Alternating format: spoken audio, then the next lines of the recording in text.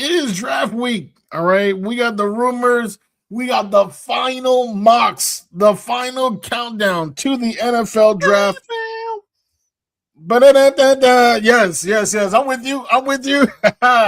But we also have a special treat today. We have an expert, with somebody who has worked with NFL teams, and today he's about to work with us because we're talking to him. We're breaking it down. We're talking about the draft. We got the inside scoop. So get your cones ready because there's going to be a lot to scoop up. Come on now. We are live. It is Boy Green meets Wudi. Can you guys help us get a jet chant here? Yeah, going. Oh. Okay, right. Come on in. Yeah. Okay, let's go! J-E-T-S, jet! Let's go! J-E-T-S, jet!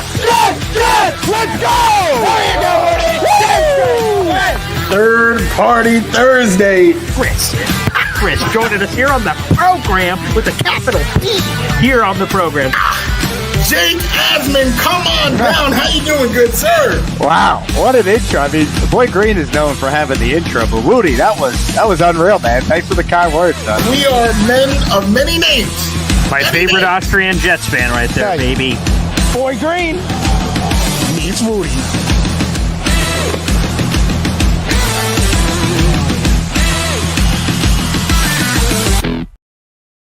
Welcome to another episode of Boy Green Meets Wudi. It is your boy James Wudi, and you already know we are Wudi, rocking everywhere. Love everybody in the chat already. Popping off on Take Flight Talk channel, popping off on Boy Green 25 channel. Come on now, Wudi. We in the building. All right, my man right there with the swag. That was swaggy, BG. He is the boy who became king, none other than Mr. Paul Esden Jr. in the building. But we got somebody else, all right, waiting in the wings, waiting to discuss. It is a privilege to have this gentleman on our show. Yes, he has, like I said, he has worked with NFL teams in the past. His work has been published by the New York Times, USA Today. This man has been all over. His work has been all over the place. If you've heard of grinding the mocks, okay, it is time to grind out some facts, some insider information right here, right now. Allow me to introduce the founder of Grinding the Mocks, Benjamin Robinson. Come on down. How you doing, my good sir? Wow, I don't think anyone's ever called me an insider before. Thank you so much for the introduction. Hey, I mean, I haven't worked with any NFL teams, so hey, the way I see it, I'm on the outside looking in, looking at you. Okay. Yeah, no. So yeah, like my work with NFL teams, I'm like a provider of information. So I'm not on the inside. They don't tell me anything. Whenever I text them, hey, like how about that pick? They're like, oh yeah, that pick, yeah. And I'll be like, okay, great. And somehow what I do factors into that, but there's a big firewall between me and the teams that I work with, but it's cool to be a part of for sure. Well, Benjamin, I'll tell you that for sure, that I've had the privilege of getting to know a lot of people in the NFL business. And when a pick happens and I text them and say, hey, man, give me some inside scoop. What the hell is going on? They said, who the hell is this? And how did you get my number? That's normally the response I get every time. So you're slightly better than me, man. Yeah. Yeah, I debrief with the teams that I work with after the draft, and I'll be like, oh man, that pick, that one went a little against the grain. And they're like, yeah, I had to stop the GM from drafting him like 2 rounds before that. So, like those types of things. Because everyone of these GMs has their guys. So yeah, that's how that goes. That's for sure. Well, Benjamin, actually, let's start there because, like I said, we had you on just a little bit ago at a very different time slot. Now we're here. You're bright-eyed and bushy-tailed. Can you explain because we may have a different audience that listens to Boy Green Daily versus Boy Green Meets Wudi, my 2 different shows in the morning and afternoon, can you explain what your job is? So grinding the mocks, you could explain that process. And again, working with these teams, you say you're an information provider. So provide us some information on the information you provide apparently to NFL teams. Gotcha. So grinding the mocks is my project that uses the wisdom of crowds, mock drafts, and machine learning to predict where players will be drafted in the NFL. And so this goes back to when I started doing this 2019. I was really inspired by the 2018 NFL draft, kind of paying attention to it, watching it with one of my really close friends, and watching it and saying, you know, how did they know anything about whether that pick was a reach or not, whether it was a huge reach or a small reach or things like that? All we're hearing is, Mel Kiper's opinion or something like that. And, maybe one year Mel Kiper is really good and maybe another year his projections are just really off. That's just how humans are. And so I was kind of interested in finding something a little more objective about my draft analysis. And that's kind of where my journey started. And so ever since then, every year I produce these player level projections for where mock drafts are projecting these players to go. And it's proven to be really accurate over the years. On average, in my top 32 ratings, you're going to get about 27 or 28 of the top 32 in there every year, which is hard to do. Even the best mock drafters won't get that type of consistency most of the time. So to me, I really value just like the more objective side of things, the evidence-based things. And so more often than not, there's just a lot of talk. And so I'm trying to separate the signal from the noise and try to find something a little more at the heart of what's driving discourse, and not just saying, oh, it's this because of this. And so my work with teams is as a data provider. So what I do is I work with teams, and my data and some of my insights from the data that I collect, like the AI and models that I put together, end up informing teams' draft preparation and draft strategy. So, the teams are wanting to know what's going to happen in the draft so that when they're on the clock, they have, very little thinking to do. Hey, in this situation, and if this happens, this is how we want to go to build our team in the best way possible, because you're trying to build a team and you only have a certain number of picks. And so oftentimes the draft becomes a very micro thing. Like, we're just thinking about this player, but teams have to think about it in the context of their team. You're getting a portfolio of players. When you make one pick, it creates an avenue, a dependency, a path that you might go where, a great example that I give is Jamar Chase and Penei Sewell. I'm a Bengals fan, so in that draft. I'm sorry to hear that, by the way. Yeah. Oh, no problem. We made a Super Bowl. I have no complaints. Yeah, sure. So I don't know. I'm much more realistic. Not every team gets to make the Super Bowl, but the Bengals have made a Super Bowl in my lifetime, which I never really thought would happen. But yeah, and so when they were making that pick, when you decide to go wide receiver, it means that you need to think about the types of players that will be available to you later on in the draft. And so my data can play a part in that by telling teams, hey, like at this point in the draft, these are the players that are available. When you're picking again, these are the types of players that are available. And so teams use my data to create these, like, basically internal mock draft simulators that are a really key part of draft prep and draft planning. So when you're on the clock, you know what you've done, you know what to do because you've done it a ton of times before. It's like creating like your own little like mock draft simulators that you see online, but with a lot better information, including some of my own. That sounds robust. If I ever heard so myself. Bro. I don't know why Boy Green apologized about the Bengals fandom. I mean, you said Super Bowl. I have never said those words together on purpose in my life as a Jets fan. And close in the championship game 2 years in a row. I mean, sometimes that's the Bengals for the longest time, they never won a playoff game. And so then it would be fitting that the year that they do win that first playoff game, they go all the way to the Super Bowl, and then there have been some bumps in the road ever since. But that's all you can ask for as a fan, is being competitive. And so my hope is that this year is the second, or this is the year that the Jets begin to get back on track. That's my hope for y'all. So yeah, my hope for every fan base. Benjamin, I appreciate that. Just to explain, right? Oh, why would Boy Green say that over from Jets fan land? Here is you're an analytics guy, so you're going to truly appreciate this, Benjamin. I could swim in your waters. Every time the Jets go to the Super Bowl, they win. Now, some people would point out they've only been once, but I would say they're batting 1,000. I can't say the same for your Bengals, unfortunately. I'm sorry. They're the team that's getting caught in the crossfire here. But no, we go, we win. So I would rather never go again than go there and lose, with all due respect. So, hey, the next time we go, we're going to win. We're going to keep our batting average at 1,000. See, I'm an analytics guy too here, Benjamin. Oh man, I don't know if I'd call that analytics, but you're not wrong, I guess. Yeah. I'm right there with you. I've been trying to teach this man math, Benjamin. So I'm glad that you're here. You know, that the expert is here. And I guess, I mean, the big question, I would say that the fan base has, I know myself and Boy Green is, you know, the Jets. They say that the draft actually starts at 2, right? Number 1, you know, Fernando, right? We know that, right? It's written in the stars. But number 2, a lot of different avenues, and like you said, right, you got different, you know, depending on different players, you know, who could be available later on.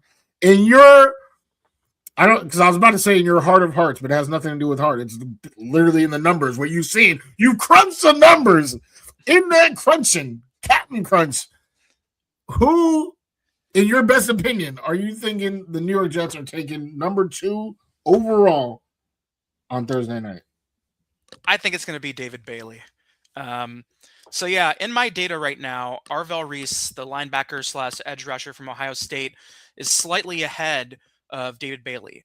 In my weighted mock draft shares, which looks at the mock drafts of players to the Jets and weights them based on who made the mock and when the mock draft was made, Arvell Reese is still a bit higher, quite a bit higher, really, than David Bailey. But last year, I think people have pegged Muji as like, he's just going to take this one guy. You know, last year, you know, I believe that was Tyler Warren. A lot of talk about the Jets have Tyler Warren. And then they ended up taking their number 2 overall guy, Armand Membu, which I think ended up being, you know, a really great and correct choice. And so I think people, I don't think people we don't have quite the level of track record that we do for other general managers, and we usually don't get that. But my sense, my numbers, if I had to say, I think David Bailey is the guy. So I think it'll be surprising, but yeah, I think it's going to be either Reese or Bailey. But if I had to say right now, I'm guessing Bailey. There's a lot of back and forth, and so my sense is always they're picking here at number 2. They don't want to be picking that high again. If you do, pick the guy who has the better track record in terms of production. The sample size of David Bailey being a good pass rusher is a lot higher than the sample size of Arvell Reese being a good pass rusher. Arvell Reese can definitely set a good edge. And I think, you know, David Bailey, there's a lot of talk that he might be just a pass rusher guy. I don't know. I haven't watched all of his run fits and seeing how he does that. But I think he's definitely the safer player, and he still was elite as a college pass rusher. And edge rushers usually are easier to evaluate because we just know what their job is for the most part on every play, which is just to attack the offensive lineman and go after the quarterback. And David Bailey has done that about as well as anyone else has in the country over the past couple years. Well, I can't deny your numbers, Benjamin, in terms of that statistical analysis, rather, that just happened there, David Bailey and Arvell Reese. I mentioned this stat before. Shout out to Rich Cimini of ESPN. Last season, Arvell Reese had 65 true pass rush snaps as a edge rusher, and he had another 30-something beyond that as an inside linebacker where they had him in unique situations, which I don't know if that's a fair evaluation of him as a pass rusher versus schematics and the exotic scheme of whatever they were asked to do. So 65 pass rush snaps, you're like, ugh, that's not a lot. And then on the other side, that's an 18.5% pressure rate. Ooh, that's good. So if your brain connects those dots of like, hey, he did this with a very small sample size, if you just blow it up, he's this. But we all know it's not just that simple to be able to do that. So to your numbers' sake, right, we know what David Bailey did in college. We know what, in theory, he could do in the NFL because he's going to be asked to do the same thing versus you need I think, long story short, you sort of need a plan with Reese. If you're going to take him, you need to know what you're going to be doing and how you're going to be using him. And Darren Muji spoke earlier today at his pre-draft presser and said that and I really love this. I didn't get a chance to clip out this clip, but he said what they've been doing this week is bringing in, so it's Aaron Glenn and Darren Muji in a room, and they bring up one at a time each coach. and they reiterate a few players that they're thinking about and say, hey, offensive coordinator, what would be your plan if we drafted Jordan Tyson, for instance? How would you use him? What would his role be? What's this? Defensive coordinator comes up. Hey, how would you use Arvell Reese? What would the role be? What would there be positioned? And they do all these deep dive discussions about it. So that's encouraging, because I hope if they do draft Arvell Reese, they have a plan. Not draft Arvell Reese and then they're like, God damn, what were we going to do with this guy? I don't know. So, like, that's somewhat encouraging, at least, to hear that. Yeah, it's got to be encouraging. Yeah, it's tough. I think, he had Matt Patricia at Ohio State as his defensive coordinator, not a rube, and he decided to use him primarily as an off-ball linebacker. It's really kind of interesting. Like, the Ohio State environment on offense and defense has created, I think, some amount of problem a little bit with how you evaluate some of these players. So on offense, right, Carnell Tate is the top receiver in this draft. Didn't produce like a top wide receiver would. And you can say, oh, well, was there an issue with the quarterback? No, not really. I mean, he was in New York for the Heisman Trophy ceremony. Was there a problem? He has the top wide receiver. He has Jeremiah Smith on his offense already. And so that makes you question, like, Carnell Tate, like, what's going on there? And then on defense, they have all these guys: Caleb Downs, Sonny Styles, Arvell Reese. I'll throw Caden McDonald, the defensive tackle, in there. So many good guys. I don't think, when I think about Ohio State edge rushers in this class, like, how is Arvell Reese, if he's this good, not getting snaps over Caden Curry? So, like, I just have a lot of questions about, that kind of deployment. And there's some people who really like Arvell Reese as an off-ball linebacker. And so there's some people who would say that, hey, that's less risky because, if he doesn't actually work out as a pass rusher, you have a hopefully what seems like a very good off-ball linebacker. I don't know. I'd rather have the pretty good edge rusher. And so to me, I think there's a lot of over-analysis happening. I'm happy to let someone else take the risk on Arvell Reese, and get the guy who I know has that one thing that can be really good. And so to me, this kind of reminds me of that Trayvon Walker versus Aiden Hutchinson discussion. There's all these echoes of these interesting prospect debates in this draft, like Mansour Delane, the cornerback from LSU, and Tennessee cornerback Jermod McCoy. Kind of reminds me of Sauce Gardner and Derek Stingley a little bit. But yeah, I think it's going to be really compelling to see what happens. But yeah, my expectation is David Bailey, and I just think there's been a lot of seesawing lately of Todd McShay, who used to be very clued in about what the Jets were doing because Joe Douglas was like his best friend in the world, and now he's not. But some of the same people who were in the building when Joe Douglas was general manager, some of them are still there. But to me, I think David Bailey is not just the safer selection. I think he's probably the better one. All right, we heard it here. We heard it here. Heard it here. David Bailey could be that pick. We received the same question in our chat. We are live on a whole bunch of different places, 5 different places, but primarily, my YouTube and Boyd Green's YouTube. And in both of our chats, we asked this question. So I got to ask it because I think it's a really good question. Kind of a two-parter. First one is, how does like a big trade pre-draft like affect your data? Like, there's been, right, all this data, then boom, the Giants now have the 10th overall pick over the Bengals. And then kind of in a very similar vein, do your models predict what trades are going to actually happen on draft night? That's another question we received as well. Yeah, so my stuff is pretty trade agnostic. I think if you're projecting a trade for a quarterback, that kind of changes the kind of what can happen a lot more. And then this year's draft, that lack of a big quarterback trade, that could really change the structural nature of the draft. That sort of stuff, that isn't happening. So to me, when I think about the players that would be available for the Bengals at pick 10 versus the Giants at pick 10, I think they're kind of picking some of the same guys. And so to me, I think that's sort of like the situation there. There might be some positional runs that happen. My data is not trying to predict necessarily what's going to happen at each pick. It's just trying to kind of come up with what we think is the best like average scenario for the most part for how these players will go. So that's my sense of things. But at the end of the day, it's a static kind of model. And so there are lots of different ways to model the draft. And so when I'm doing it at a pre-draft perspective, we're just trying to get the lay of the land. If you'd have ideally if you're like working in a team, you'll have this pre-draft model, and then you'd also have a more dynamic model that would update when things change. So like, for example, if there starts to be a positional run, you might say, okay, like, well, this guy who we thought was going to be going here, he might be going higher because of the run of the position. I'm reminded of like when the Pittsburgh Steelers, traded in front of the Jets to draft Broderick Jones a few years ago.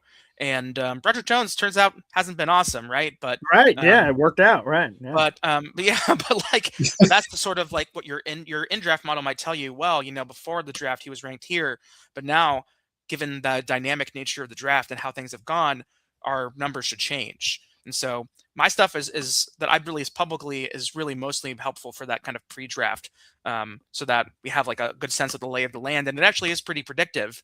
But that would require like a different model and a different approach to thinking about the draft in this more dynamic way. And the draft is a really dynamic thing, very complicated, and the mock draft data that goes into it is actually kind of it can be blinded because most mock drafts are only 32 picks.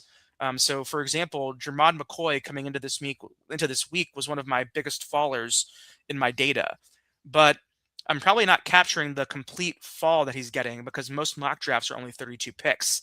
And so if he's not showing up in the top 32, it's like he doesn't exist. But we don't necessarily get, hey, like, where are we seeing him? Are we seeing him in the top 100 still? Probably. But, there's sometimes also needs like a more complex method. And whenever you have more complex methods and live needs, then your model becomes like a lot harder to do. And so I don't host that stuff publicly because it's just way too much of a head case to do that. But the pre-draft stuff is really instructive and ends up aligning pretty well with what happens regardless. Won't be perfect though. We're speaking with Benjamin Robinson of Grinding the Mocks here on the Boy Green Meets Wudi program. Appreciate him joining us now. This may be one of those questions, Benjamin, where I reference Beverly Hills Ninja with Chris Farley. Not sure if you've seen that movie, but Chris Farley, he's on an airplane and a little kid asks him, what does he do? He says, if I told you, I'd have to kill you. And he, oh my God, he's going to kill me. And it turns into this whole thing. So, Benjamin, this question I may ask you, you may say, if I answer it, I'll have to kill you. But you just gave this little, I don't want to call it a breadcrumb. You're just being honest. But like you mentioned that the difference between publicly grinding the mocks and insinuating the private nature of what you're selling to NFL teams and what's that line. What is the ultimate difference of the free public version we're getting versus the private version you're selling to NFL teams? So the NFL teams are interested a lot in the underlying data behind everything, because they want to integrate that with what they have internally. So the NFL teams have all kinds of information that we don't have access to. Background information, medical information. And so oftentimes they have a much better idea, their own player rankings too. Right. They definitely have an interest in what the public thinks because they know what their ratings are, but they don't necessarily know what the other teams are doing. And so that's why they create these simulations to best approximate what other teams would do. So that's definitely one part of it, is the underlying data. As early as like 10 years ago, teams weren't like this. They really weren't as with it from a technology perspective. But like lots of businesses, the teams have modernized too, and now they have decent sized IT departments and analytics teams. And so the Jets team, for example, my friend Sean Clement and Arjun Menon there, like they're a pretty solid group. They have an existing group of folks there too. So those folks will want to have my data that underlies all of my stuff to do their own things. And then also I have this more complex model that I kind of just referenced.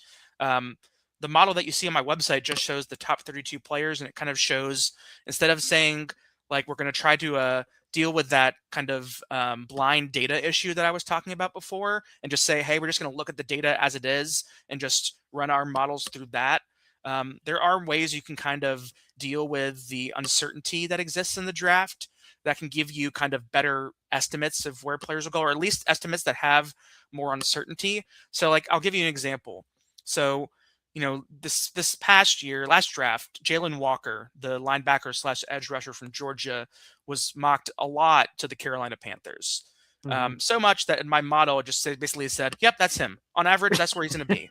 And so if you just look at that data, you would say, well, like, the likelihood that he goes to the Panthers is just really high, just way too high. If you just try to extrapolate from the data, like some type of probability. If you did that, you would just over-index on the likelihood that this event would happen. And then, and so when you do that, it just makes all of your estimates just really wrong. And so we just want to try to be a little less certain about the draft than we usually are when we're making like mock drafts or like looking at player projections. Tend to be like very, very certain. So like, for example, in this year's class, Oregon safety Dylan Thieneman is being mocked to the Minnesota Vikings at pick 18 a ton. Whenever I see that type of thing, it makes me think like, well, like how certain should you be that what the number 18 pick in the draft is going to be? Pretty uncertain. I should be a lot more certain about who the top 5 picks in the draft should be, because the range of possibilities in that top 5 are usually pretty small. The further you get into the draft, the range of possibilities becomes really, really wide. And so you need to be more open to the idea that something different than just the modal outcome is going to happen. So that's sort of the approach that I take, is trying to be humble about what happens in the draft. The draft will humble you if you try to predict it really well every year. And so to me, you need to be, if you're trying to be useful, then you want to take that into account. And so have the ability to have those types of insights in your process is very valuable. And so that's what the teams I work with also use the data for. I like it. That makes a lot of sense. So based on everything that you said, I would imagine, because a lot of what you said is like, what players are going to be around at this time, right? So that means you more so than almost anybody would kind of have insight on like sleepers, like when is the best round to kind of dig into a certain position. Like if we miss on them in the first round on a specific position, when would kind of be the best round to kind of get the pick of the litter? Would you say that's correct? That's something that you would be able to do? I think so. Yeah. So yeah, like earlier this offseason, well, this is my offseason, but earlier this draft season, I wrote a piece on my Substack blog about kind of positional unit level strength estimate that I called Pulse. Basically, like, where can you find these pockets of strength in the draft? Obviously, that's dynamic, right? Like as the draft goes on and you realize that position has lost all of its strength, you'd want to update that, right? But yeah, like when I was talking about the Bengals example, right? I'm a Bengals fan, so I think about it from that perspective a lot. In that draft, when they were thinking about Penei Sewell or Jamar Chase, you could just say, I'm going to tape the top ranked player. And maybe that was Penei Sewell that year. I don't know. But when they looked at what the positions were like when they'd be picking again, they were probably thinking, oh man, like the wide receivers there, we don't like them. We think the offensive linemen there are worth taking. And they even traded back with the Patriots at that point. And so they ended up picking, I think, like the absolute like worst possible guy, this guy Jackson Carman from Clemson. But I think the process was sound, and you saw a similar kind of process come up with when the Giants and the Chargers, right? So the Chargers were thinking, do we take Joe Alt, the offensive tackle, or Malik Neighbors? And when they were part of the calculus that they were in that decision was, hey, when we pick later, we think we can get Ladd McConkey. And so they were like, well, I'd rather take Joe Alt and Ladd McConkey than Malik Neighbors and whoever else was there. So that type of decision making, like that type of analysis, that type of projection, it involves some amount of like your willingness to take on risk. That like, hey, like the decision we make now, in the future, it definitely would be most likely that he might be there, but he might not. And that's why these simulation tools are so powerful. Is you get lots of chances to see, hey, in this situation where he's there, we feel great. But in this situation where we think he isn't there, what are our options? And then you should become more comfortable with making that type of decision. It's similar to how we've talked about, like, maybe coaches should play Madden more because you just don't get enough of these fourth down decisions. They need to get more reps to get better. And so oftentimes in the past, these simulators, they just didn't exist. You couldn't do them. Nowadays, I think most teams have some type of simulation process. And the GMs more and more are becoming younger over time, right? Eventually. And a lot of them have some familiarity with these types of tools. And nowadays, they're filled with all kinds of like really good insight and information, and can be really valuable as part of your draft preparation and strategy process. Right now, it's good that Muji is meeting with the coaches to get on the same page. He should also be getting these reps in on, how the draft could come together, what kind of players they could get, so that when they're on the clock, that decision making, there isn't a lot of questions about what the right thing to do is. Well, that's the one, quite frankly, Benjamin, I'm struggling with for the Jets. Everyone and their mama knows they need a wide receiver. There's not a wide receiver good enough to take it to. So, okay, now we're at 16. Do you wait till 16 and say, do a rain dance in your front yard, hoping one of those receiver gets to you at 16? Well, what about trading up? Trading up to what point gets you what receiver? What about waiting till 33? There's not a good enough receiver here at 16. What about 33? Well, now, instead of going from a gap of 2 to 16, it's a gap of 16 to 33. And now what's available then? And then all of a sudden, if you didn't do it there, geez, I'm screwed. Now there's no wide receivers, and they're only getting worse as you go deeper. And then you just really get in the hole. So to me, I think the strongest debate of any Jet fan in the universe is, what do you do?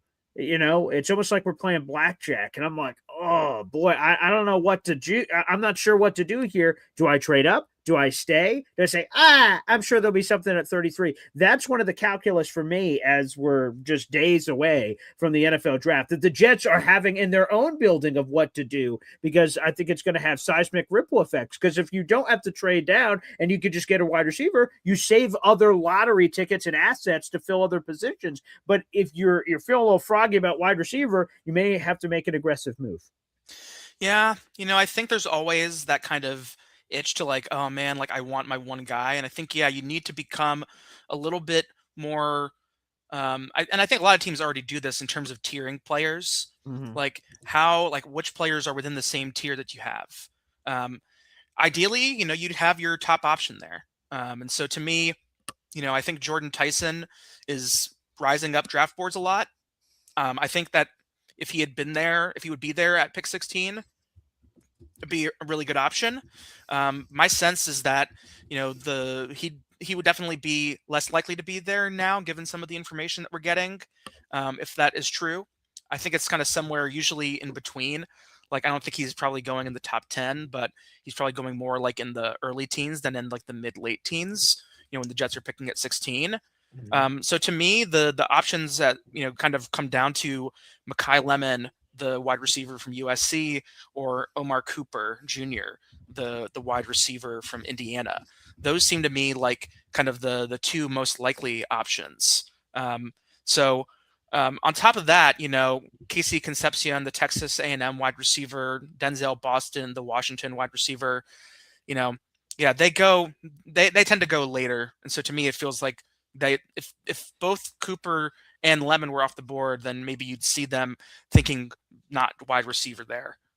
So because that might mean that some other really good player at a different position might be available, and then they should just be drafting, the top player on their board at a good position. So yeah, we'll see. But yeah, my sense is that I would think that Cooper would still be there in a situation where Tyson is already gone. I don't necessarily see a huge run on wide receivers happening before the Jets pick.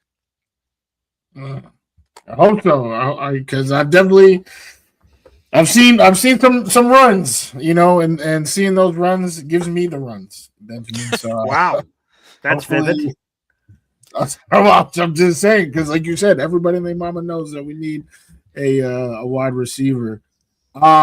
Keeping up with that kind of conversation and the Pulse, which I love. That's a incredible name. What are some other positions that you would say, we're kind of deeper, because we don't even have a third round pick, right? So in terms of, okay, we had the first, picks, whatever happens, whether trade out, whatever happens in the first couple rounds, assuming that they don't get a third rounder. Now we're looking at the fourth round, right? What positions would you say in the fourth round, are most likely, right? Because that's what this is. This is just a guess. Would be around quality, right? Quality players in the fourth round. Are we looking offensive tackles? Are we talking interior offensive line? I know that's something that we've talked about, on the show in the past. Also, the quarterbacks, like you just said with the tiers, right? Fernando, kind of everybody else. And then we start talking about Carson Beck, Garrett Nussmeier. To me, they all in a fourth round bucket. To you, what do you see in the fourth round in terms of those post ratings? Yeah, so I recently published my top 100 players on my Substack, which kind of takes a kitchen sink approach. So what I'm doing is basically saying all of my different models have something to offer here.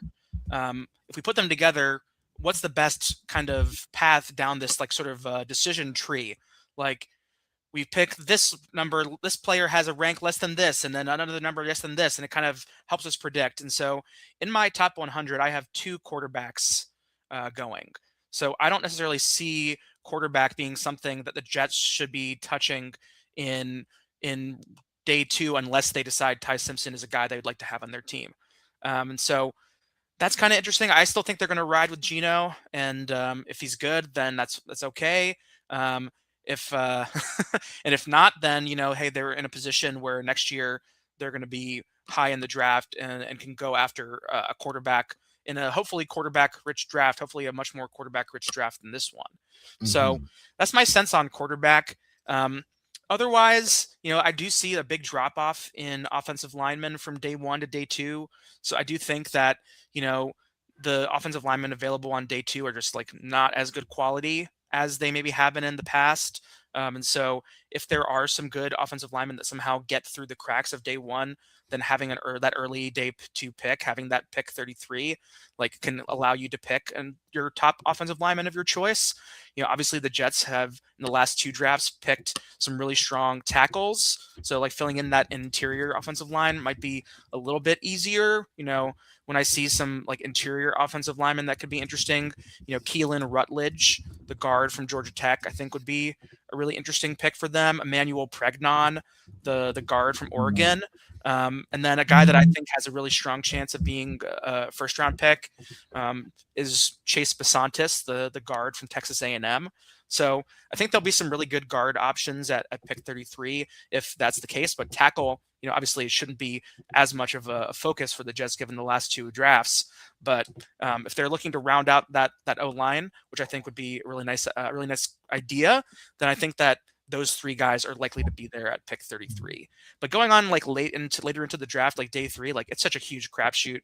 But the first 2 days are where you're hoping to find the majority of those contributors. And I think that's what this draft is supposed to be better at. Not as much of the superstar talent, much more about finding really good quality starters and contributors. So the distribution of talent in this draft, a little different. All right. Let me give you an opportunity here, Benjamin. I'd love for you to plug everything that you got cooking, grinding the mocks. You've been grinding out there for goodness sake. It's draft week. It's Christmas morning for you this week. You can put all the data to the test, and we can see everything after all this speculation that's gone every way, this, that, or the other. So, Benjamin, please give all the plugs necessary for links and where everyone can catch everything that you got cooking. I appreciate you guys so much for having me on. Yeah, so grindingthemocks.com is where you can find my public work. So you'll see my top 32. So you'll see my vertical and horizontal board there. You'll see my team charts, so you can look at which players are being mocked the most to the Jets and other teams in my data based on that weighted mock draft share stuff that I'm talking about. I mentioned my Substack blog, grindingthemocks.substack.com. If you'd like to read, I have a lot of different things, and I'm always cooking up ideas on there. And then the last thing is a really cool thing for me this year is I have my data in the NFL Next Gen Stats NFL IQ tool. So it's NFL.com/IQ. And so you can go there and they have kind of like an off-season dashboard basically, and they're shifting into draft mode, so it's kind of exciting. But yeah, they have all kinds of tools, kind of similarly to what I have on my site with the teams and the positions that they're targeting and the players that they're targeting, as well as some like kind of interesting AI features that they've built. So there's a lot going on there. But yeah, NFL.com/IQ.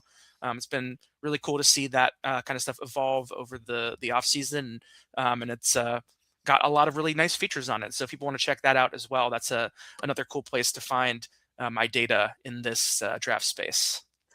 Last question here, Benjamin, from the audience. You know, how can we not tip one and pour one more out for them? Hep wants to know your data on kickers in this year's draft. Kickers. Okay, all right. It's like probably like the position that I picked the worst, just because people Right. tend to not think that kickers get drafted very much. Yeah, kickers are people too. Yeah, They are technically. So yeah, I have one kicker right now. there we go, baby. In who has a draftable grade right now. Is that Smack? Yeah, it's Smack. Yeah, Trey Smack Yeah. from Florida. But I have Let's 5 go. that are eligible for an expected draft position. So Brett Thorson from Georgia, Dominic Nice. Zavada from Michigan, Yeah. Ryan Eckley from Michigan State, and Drew Stevens from Iowa. But Trey Smack is he's ranked 241st in my data, so that's good enough for being special teams number 1. I'm still not a believer in drafting any of these kickers, so just grab one that doesn't get signed, and you'll probably be okay. Well, there you go. What I did not have on the bingo card, a top 5 power ranking of kickers, but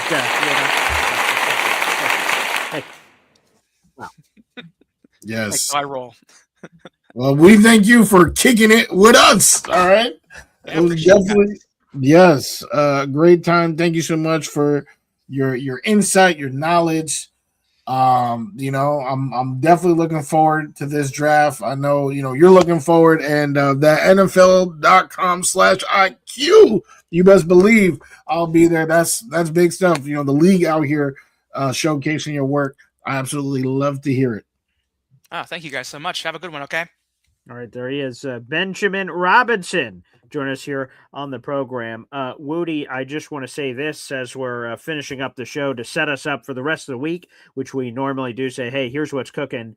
For a lot of reasons, we will not be having a Boy Green Meets Wudi at 3 o'clock in the normal slot on draft day. I'm sure that's super disappointing to all the fans out there because it's like Christmas. It's the greatest day of all time. There should be overflowing amounts of information at 3 o'clock over what the Jets could possibly do. But I'll be at the draft, and there's stuff cooking from that perspective, which will be very distracting. So I'll take it on the chin. I'll take it on the chest, people. This is all me.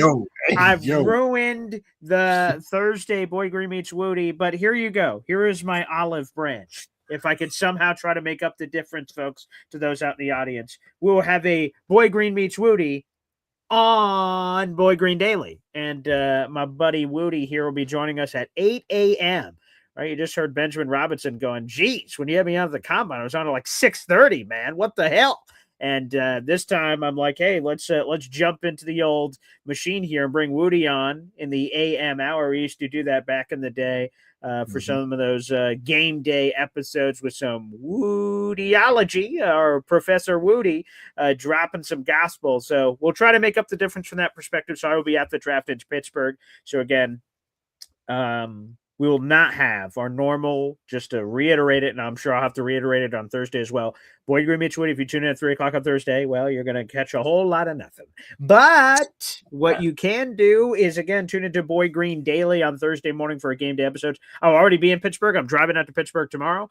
So I'll do Boy Green Daily tomorrow morning, pack up my bleep, and whoop, hit the road, and we'll see you in Pittsburgh. So Boy Green Daily on Thursday will be live from Pittsburgh, and Wudi will join me at 8 a.m., and then we'll be on for 30, 40 minutes, and then I'm going to go pick up Johnny Boy from the airport, and then it is on like Donkey Kong. So I just want to make sure we updated the fans. Yeah, absolutely. Obviously we've been pretty consistent, even if I or you weren't on with, Tuesday or Thursday at 3, the show must go on. But given that situation, right, Pittsburgh, it is my son's birthday is that day. So I will be running around, pinata. I don't know all the different things he wants to do. Bowling. Okay. He said he wants to do bowling. Wow. Okay. So yeah, definitely he gonna be running around. So we doing all that, running around, so that by the time tip off starts for my New York Knicks basketball game, because Adam Silver out here ruining my life, scheduling games the same night as the draft. The tip off is first, and then obviously I will be absolutely plugged into the draft. You might even see content from me. It really depends on just how the day, shapes up. Again, with my young man celebrating another year on Earth. So you will see me 8:00 Thursday. We're gonna get it, and then we're gonna see who the Jets get. I mean, it's super exciting. It's low key kind of sad that it's like that's a highlight of our year every year, but that doesn't take away from the fact that it is very exciting. And we hope that these people, these names that we hear, not just Thursday, but the whole weekend, are names that really turn this franchise around, because Lord knows this franchise needs to be turned around. That's for sure. By the way, speaking of your Knicks, nice effort yesterday. Anywho, wow, the Hawks. Yikes! Yeah, nice play at the end there. Yeah, that's who. If the game's on the line, that's the Nick I want to have the ball in his hands. Nice. Anywho, I'll try to put that aside. Yes, that's crazy. The violation. I understand because we eliminated the Celtics no problem last year. Just like I understand, you salty. The answer, keep it simple. RC. Oh yes. The question. Unfortunately, not. I'm a terrible father, horrible human being. Yeah. If you're actually super curious to know, the age that he's turning is 5. So cool. he already said. I was going to ask that. Yeah. He already said for his birthday party, he wants to wear his Garrett Wilson jersey because it has a number 5 on it. So it's like perfect. He made that realization himself. So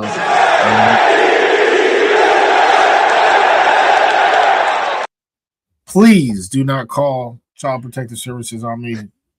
I understand I'm horrible, but we have a whole community of people that will protect him. 100%. We all rock together. That's for sure. And to answer the other question, I see it from Keep It Simple RC. Like, so what's your guys' coverage for the actual draft? So, okay, you're not going to be on at 3:00. What about the draft? So I will be at the draft, as I've mentioned 100 times. And we should be right by the stage outside of something crazy happens. So we should be right there as I see Goodell walking over, or maybe even a little before that, because you'll see the clock and the pick is in and all that jazz. As news and things happen, so like the Jets trading, for instance, let's say they pick whoever they pick at 2, and they're on. It's the 6th overall pick, and all of a sudden I see the screen change to Jets. I'll immediately go on my phone, go, "Oh my god, I don't know what the blank is happening, but whoa!" And I'll give some reaction as they make picks. I'll have the camera on me recording, so you will hear Goodell say it, and then there will be immediate reaction, and I will be posting those. So those will unlikely be live, but maybe. But a couple of these may be pre-recorded. So like, it will be actually my raw, unedited live reaction. But then after we celebrate and do whatever, then I'll upload it after. So I doubt I'll be live when this is going on, but I will try to record our reactions and put that up on social media, Twitter, YouTube, especially. So make sure you guys subscribe to the channel and all kinds of exclusive content from the draft. So stay tuned to YouTube. Even though there won't be that bonus show, I'm going to be staying at hotels and Airbnbs for all the days. So each night I'll try to recap whatever the hell happened and give you guys some insights and look forward to whatever. We'll have Boy Green Dailies every morning, so we'll have plenty of coverage there. But again, just to reiterate, no 3:00 Boy Green meets Wudi. So it should be a lot of fun. Yes, absolutely. And this is actually, if you could clarify this, because this is still extremely unclear for us. I'm not even sure. Dano is asking the Danger Zone, is Boy Green going to the draft or not? We're not sure. You'll have to wait to find out, motherfuckers. I mean, I've been thinking about it forever. Should it actually be there? And actually looking around, I'm like, holy shit, I'm here. So, like, yeah, I guess you can't believe it till you see it. like me hopping in the car and going, holy shit, I'm driving to the draft right now. I don't know if it's gonna hit. I'm not sure, but it should be epic. I can't wait. Absolutely. I can't lie. It is definitely epic. Very happy for you. Happy for our fellow Jet community members that will be there. Shout out Lou B, Johnny Boy, the squad, everyone that's going. Should be a fantastic time. By the way, I just got this. Let's finish off here, Wudi. I just got a text from somebody. Okay. So have you seen all the Todd McShay stuff? I have to say no, probably not. So let's paint it all together, okay? Okay. All off season long, it's been Arvell Reese is the pick of 2, yeah? For the most part? Okay. Yes. Yeah, definitely. On April 15th, Todd McShay released, so that's 6 days ago. He released Mock Draft 4.0, and he picked David Bailey for the Jets. And in the blurb said, based on all the conversations I've had, it's a foregone conclusion, David Bailey to the Jets. And I'm like, whoa, okay, that's pretty emphatic. 3 days later, it's April 18th. He tweets out, hey, I'm about to head to LA. But before I do, let me just drop a little something on you. Based on everything I know, Arvell Reese is the pick to the Jets. And I'm like, okay, that seems a little all over the place, but all right. You just flipped your take 3 days later from one emphatic side to the other. And this motherfucker, look, I just got this text, and this is coming from a reliable person here, okay? Todd McShay is now flipped back to David Bailey. Dude, it's been 6 days, man. Arvell Reese, David Bailey, Arvell Reese, back to David Bailey. Darren Mucci has these bastards spinning in circles in the water. How? Todd, what happened, man? It was you and Mel Kiper. Todd. And look at you, Todd. You don't even know your ass from your elbow, man. What the hell is going on over here? So, Wudi, come on, man. I just got a text. This just came out from Todd McShay, apparently, in the middle of our show. What in the world is going on? You still got the residuals from that WrestleMania weekend, I see. Come on. I mean, I'm one of the few fans out there, and obviously we've been looking at both of the comment sections for both of our channels. I'm one of the few fans that is okay with either one. The only name that I can hear that's going to make me upset is Tyler Simpson. But, I've already, as a matter of fact, I just went produced something yesterday for TikTok, just reiterating the 4 names. You guys have heard of them ad nauseum out on YouTube, the 4 names. I'll say them again. Why not? Sonny Styles, Reuben Bain Jr., David Bailey, and Arvell Reese. Those are 4 names. I'm expecting, if I hear those names, we getting daps. Everybody getting dap. I told you it's my son's birthday. Grandparents, everybody coming up. Grandma getting dap. I'm talking about everybody's getting dapped up. Any other name? Probably, it could be okay. Jeremiah Love, that'd be crazy, but sure. Yeah, I'm cool with it. Todd McShay, he can say what he want, but again, I'm excited. I'm excited for Thursday. I'm excited for you Thursday. Do not take Dano's advice of wearing a GoPro. I'm not really interested in seeing a lot of people's belly buttons, you know what I'm saying? But that's hilarious. That should be a great time. It was pretty funny. That's funny. That was good. Let's answer this for both of us. What could cause a Boy Green or Wudi? What the? So again, I'm going to be recording my reaction. So I'm like, holy shit, Goodell's walking up. That's how I anticipate me doing this. And then just holding it, and Goodell goes up with the blah, blah pick. The New York Jets are like blank. And I go, I mean, for me, I just said it. Ty Simpson. So Ty Simpson, okay. I'd be heated. Oh my God. I don't even want to talk about it. So here's one that we haven't talked about at all on this show, but I've heard whispers about it, and I think that, yes, that article is up. I posted it. There's been some buzz that the Jets could pull the trigger with Colton Hood, the Tennessee corner, at 16 overall. And that I've heard now that, so there are some things I guess I could, who could I possibly, Keelan Rutledge at 16th overall. I'm falling over, because I haven't heard that at all. Now this Colton Hood thing, I've heard once, right? So, if it happens, I'm still going to be jaw dropped like it actually happened. So, the Colton Hood thing for sure, 16th overall. I just heard that whisper, today. and there's some buzz about it, would they do that? That would be like, holy crap. That would be up there. I guess if they did take, I heard this one from Badlands like a week or two ago, but I haven't given it much thought. Do they take a tackle, but they're making him a guard? So like Caden Proctor or something like that.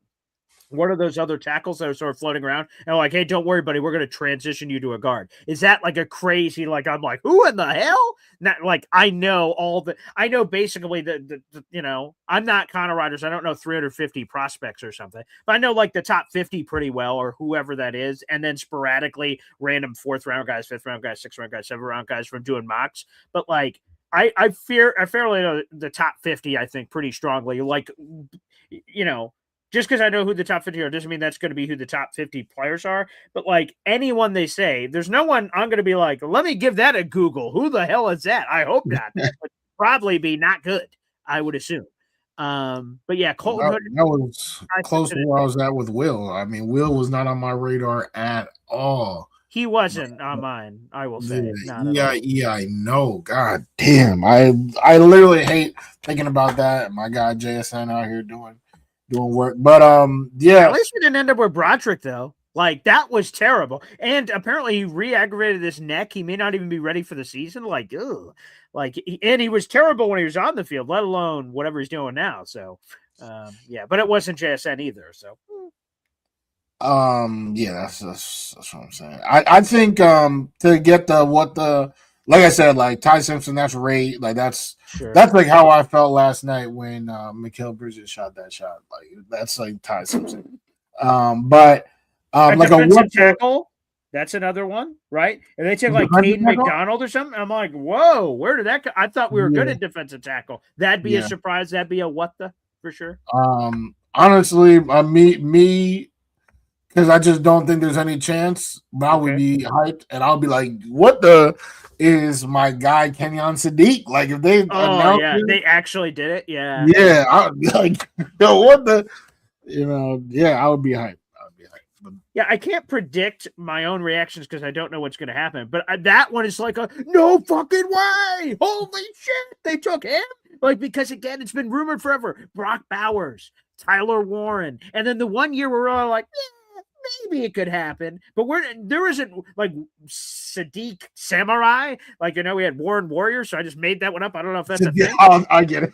That's good. So I just made that up at the top of my head. So we don't like have groups of people that are at least that I've met. Maybe they are in the darker Jets Twitter streets that are warring for like a tight end, and they have like a name for their group. Like that there's Bauer, I was just gonna say it, Bowers boys, and then you got Warren Warriors and all this other stuff, all this alliteration. I don't know if there's one for Sadiq, but that'd be like no way. So the what the can be like what the oh dear God, this is terrible. Or whoa, all right, well, okay. Yeah, so there's a lot of variations to the reaction. So I guess we'll see what happens. Yes, 100%.